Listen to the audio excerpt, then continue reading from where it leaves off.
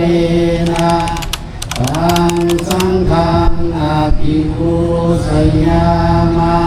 สุปฏิปันโนภะคะวะโตสาวกสังโฆสังฆังนามามินะโมตัสสะภะคะวะโตอะระหะโตสัมมาสัมพุทธัสสะนะโมตัสสะภะคะวะโตอะระหะโตสัมมาสัมพุทธัสสะนะโมตัสสะ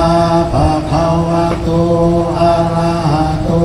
สัมมาสัมพุทธัสสะพุทธังสรณังคัจฉามิ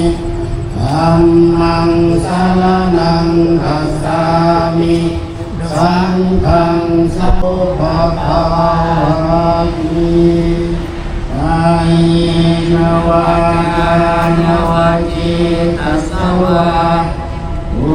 ทิปุกัมมังภะกตังมะยังยังอุตุปฏิปันนาตุอัจยันตังกาลันตะเอสัมมาหิตุงวะพุทธิสวากขาโตภะคะวะตาธัมโมสันทิฏฐิโกเสวันดามิพันเต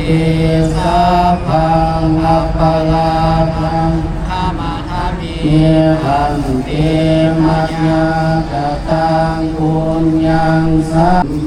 ทั้งหลายเหล่านี้ที่พวกข้าน้อยได้กระทำในวันนี้เหมือนดังตนได้กระทำเองนั่นเถิดถ้าหากดวงวิญญาณยังได้ตกทุกข์